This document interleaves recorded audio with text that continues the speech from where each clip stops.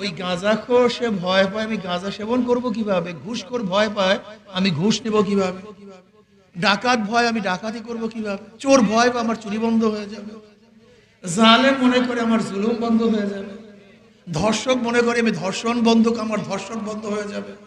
সমস্যা এই, ইসলামী আন্দোলন বাংলাদেশ চরখালী শাখা কর্তৃক আয়োজিত আজকে পথসভার সম্মানিত সভাপতি শ্রদ্ধাভাজন ওলামায়ে কেরাম, সর্বস্তরের জনগণ ভাইয়েরা আমার, ইসলাম মানেই শান্তি। যেই ঘরে ইসলাম আছে সেই ঘরে শান্তি আছে, যেই ঘরে ইসলাম নয় সেখানে শান্তি নেই। যে এলাকায় ইসলাম আছে সেই এলাকায় শান্তি আছে, যে এলাকায় ইসলাম নয় সেখানে শান্তি নেই। আজকে দেখেন এখানে একটা জনসমাবেশ, সব মানুষগুলি শান্ত, কোনো গ্যাঞ্জাম নেই। কিন্তু দেখা যায় অন্যান্য জনসমাবেশগুলিতে কি অবস্থা হয়, মারামারি হয়, কাটাকাটি হয়, গ্যাঞ্জাম হয়, লুটপাট হয়, পয়সা বন্টন নিয়ে ঝগড়ার সৃষ্টি হয়, বিরিয়ানির প্যাকেট নিয়ে মানুষ রক্তাক্ত হয়। কিন্তু এখানে দেখেন ইসলামী আন্দোলন বাংলাদেশ কোনো গ্যাঞ্জাম নেই, সুস্থ এক পরিবেশ। ইসলাম কেন মানবেন না আমি বুঝি না। আসলে ইসলাম না মানার কারণটা কি, আমাদের মানুষগুলি অনেক বেশি আমরা খারাপ হয়ে গেছি, নষ্ট হয়ে গেছে। একদিন এক গাঁজাখোর বলতেছে, হুজুর ইসলাম যদি ক্ষমতায় আসে তা আমার গাঁজার অবস্থাটা কি হবে? হ্যাঁ, বেচারা নেশাগ্রস্ত হতেই পারে, ও বেচারা তো ইসলামকে ভয় পায় কেন, যে আমি গাঁজা সেবন করব কিভাবে।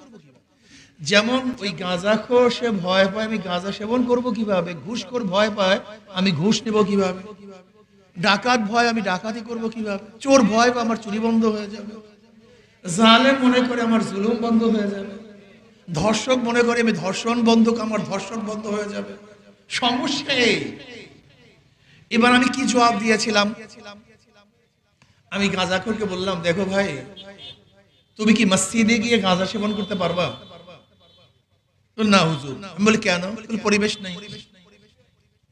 আমি বললাম দেখো, ইসলামী হুকুমত হলে গোটা বাংলাদেশটাই মসজিদের পরিবেশ হয়ে যাবে, তুমি তোমার নিজের থেকে গাঁজা সেবন করবা না, মনে চাইবে না। দেখেন অনেক জনসভায় গেলে মনে হয় একটু মারামারি করি, গালাগালি করি, ফাটাফাটি করি, কিন্তু এখানে আসার পরে আমার মনেই চাই আমি স্থির থাকি, শান্ত থাকি। এটা পরিবেশ। যারা ঘুষখোর তারা মনে করেন আমার ঘুষের অবস্থাটা কি। ভাই, আপনার পাশের চেয়ারের ব্যক্তি ঘুষ খাওয়ার কারণে আপনার মধ্যে লোভ চলে আসছে, আমি ঘুষ খাবো।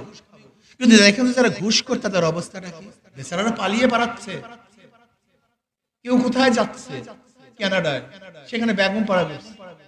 এখন টাকা কোথায় রাখবে, কিভাবে লুকাবে, সেজন্য অস্থির। বলেন তো ছেলেদের কাছে তার লজ্জার অবস্থাটা কি, মেয়েদের কাছে অবস্থাটা কি, তার স্ত্রীর কাছে লজ্জা কিভাবে মুখ দেখাবে। পাড়া প্রতিবেশী যখন দেখবে এই ব্যক্তি এত ঘুষখোর, তখন পাড়া প্রতিবেশীর কাছে সে মুখটা দেখাবে কিভাবে। আসলে আমরা বুঝি না। আমি বলি পাশের চেয়ারের ব্যক্তি যদি ঘুষ না খায় তখন তোমারও ঘুষ খাইতে মনই চাইবে না। সিগারেট খোর যারা আছেন, আপনি বলেন তো আপনি কাজটাকে ভালো করতেছেন? আপনি কাজটা ভালো করেন না, কিন্তু আপনি ইসলামকে কেন ভয় পান? যে ইসলাম যদি ক্ষমতা আসে আমার সিগারেট বন্ধ হয়ে যাবে। যদি সিগারেট আপনার মনের থেকে ইচ্ছাই না করে আপনার সমস্যা কোথায়? আপনার সমস্যা তো আমি দেখি না। ইসলাম কি করবে? ইসলামী হুকুমত আসলে একটা পরিবেশ সৃষ্টি করবে, যেরকম এসির মধ্যে আপনি ঢুকলেই ঠান্ডা পান, ঠিক ইসলামের মধ্যে ঢুকলেই আপনি শান্তি পাবেন। আপনার মনই চাইবে এইভাবে চলুন।